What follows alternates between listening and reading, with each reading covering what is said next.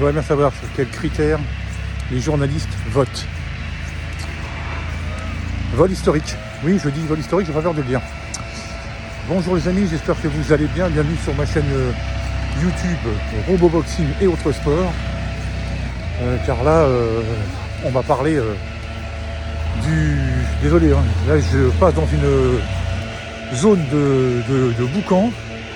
Et ça n'a pas duré, mais... Là, ils sont en train de chasser les feuilles. Là. Vous voyez, c'est ça. Hier soir, je pense qu'ils le savaient avant, puisque aucun membre du club du Real Madrid n'a fait le déplacement.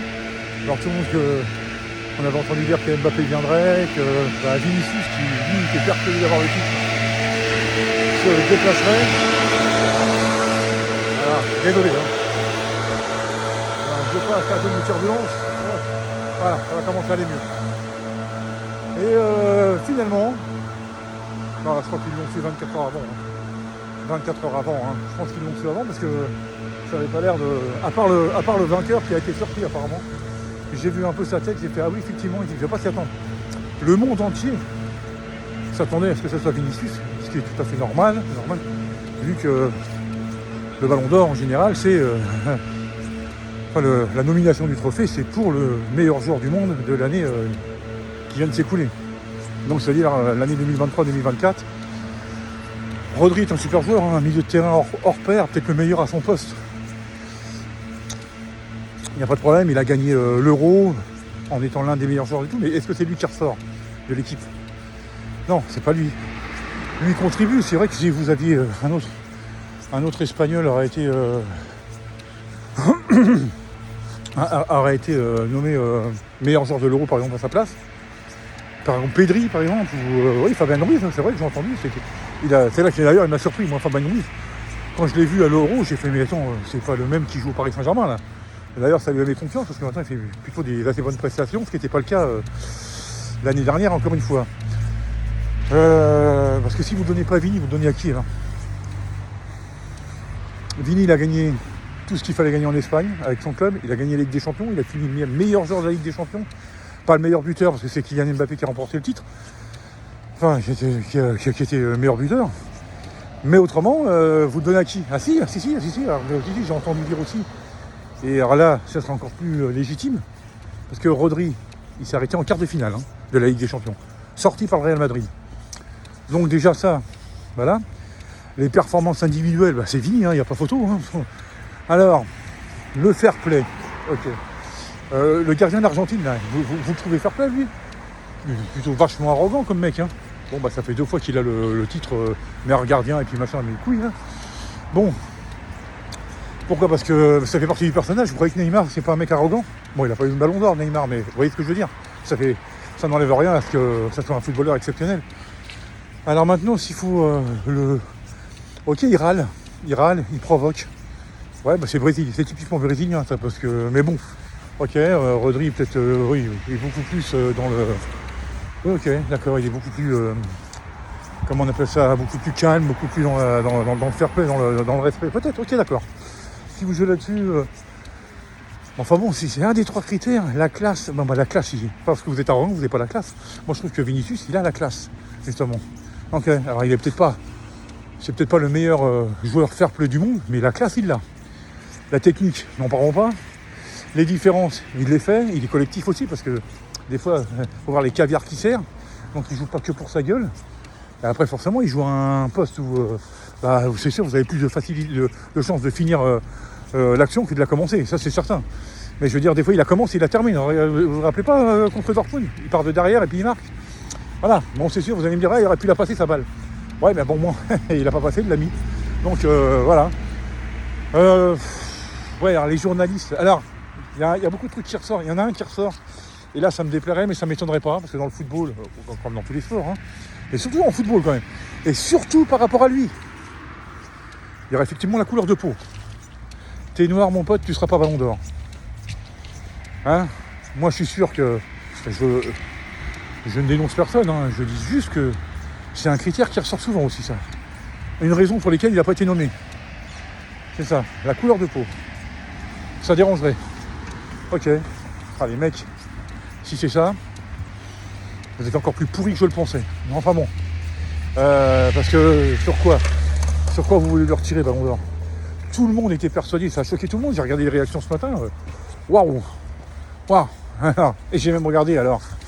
C'était un truc sur Canal hier. Il y avait un ancien joueur qui a joué à Marseille, je sais plus comment il s'appelle.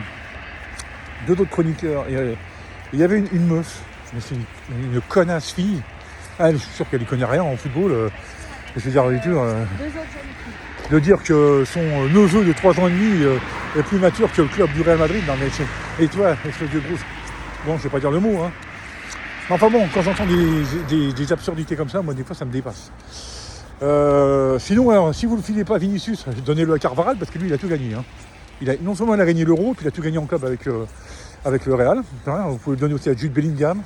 Ouais, c'est sûr. Hein, là-dessus, alors je ne sais pas pourquoi. Il y en a qui disent même que c'est parce que ce qui a desservi à Vinicius, c'est parce que les votes étaient décernés entre Bellingham et Carvajal. Le fait est qu'il y ait 3 joueurs du Real Madrid dans le top 4. Ça faisait trop de voix, donc ça s'est dispersé. Puis c'est Rodri qui est passé devant. Je comprends pas, moi, leur histoire de vote. Bon, le mec est meilleur que tout le monde, c'est lui qui a le trophée, point barre. C'est tout. Et le meilleur du monde, en ce moment, c'est Vinicius. Hein, je suis désolé. Hein, le mec sait tout faire. Il a tout gagné. Alors, à part la Copa, où il s'est fait sortir en quart de finale. Mais alors, si vous jouez là-dessus... Alors, ok, c'est en équipe nationale. Mais là, il y en a, à ce moment-là, Erling Haaland n'aura jamais les ballons d'or. Alors. C'est pas ça, j'ai rien contre la Norvège, mais bon, la Norvège, vous m'excuserez. Hein. Là, c'est toujours s'ils se qualifient pour les compétitions, mais ils sont jamais dans le dernier carré et tout. Donc si vous vous battez là-dessus, Erling Haaland n'aura jamais le ballon d'or. L'année dernière, j'avais passé sous le nez, tout ça parce que Messi avait gagné la Coupe du Monde. Mais derrière, Haaland a tout gagné. Et pourtant, il ne l'a pas eu. Donc voilà, donc si vous vous battez là-dessus, alors ok, c'est uniquement l'équipe. Mbappé redevient champion du monde avec l'équipe de France et t'auras le ballon d'or. Hein. Bah ouais. Je sais pas parce que. Enfin, je sais pas comment les mecs ils votent. Mais enfin bon, c'est du grand n'importe quoi. Donc là, c'est un vol historique. D'ailleurs, c'est vrai que cette cérémonie du ballon d'or, là, c'est du grand n'importe quoi. Plus ça va, pire c'est. L'UEFA, c'est Ferrine, n'en parlons même pas. Alors là, je vais même pas m'attarder là-dessus. Parce qu'il ne mériterait même pas que je débatte. Tellement c'est des gros nuls. Et encore une fois, j'ai rien contre le lauréat, hein, Rodri, là, qui est très bon. Hein. Le mec, vous le voyez balle au pied et tout ça. Enfin, le mec, il organise au milieu de terrain, c'est un ténor, que ce soit avec son club ou avec l'équipe d'Espagne. Là, il n'y a aucun problème. Sur le joueur, footballistiquement, il n'y a aucun problème. Mais cette année, c'était pas lui. Cette année, c'était Vinicius, c'était sur toutes les bouches. Tout le monde était persuadé qu'il allait ramener le ballon d'or. Et comme par hasard, 24 heures avant, boum, ah non, finalement, il va y avoir une grosse surprise. Putain, les mecs. Enfin voilà, je voulais faire une petite réaction encore à chaud parce que je suis encore énervé. Décidément, ça n'aura pas été la semaine du Real Madrid. Hein. Entre la débâcle au Center Bernabéu contre leur pire ennemi de Barça et puis ce ballon d'or volé. Ouais, c'est pas joli. Enfin bon, bref. Comme il dit, il en fera 10 fois plus, mais moi je suis prêt. Hein. Il y en a qui sont pas prêts, ça c'est vrai, il a pas tort. Il a dit je suis prêt, est-ce que tu en fasses 10 fois plus? Et l'année prochaine, on enfilera 2 ballons d'or d'un coup. Ouais, 2 ballons d'or d'un coup pour celui qui a été volé cette année.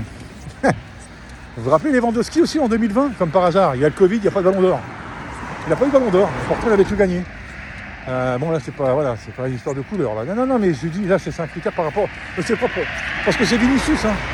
Voir, sur tous les terrains d'Espagne, il se fait siffler, il se fait traiter de sale singe et tout ça. Donc voilà, et donc là, comme par hasard, il était dans les 30, dans le classement des 30, il y en a un qui a dit comme par hasard, les 28 n'ont pas bougé, il n'y a que les 2 premiers qui ont été inversés.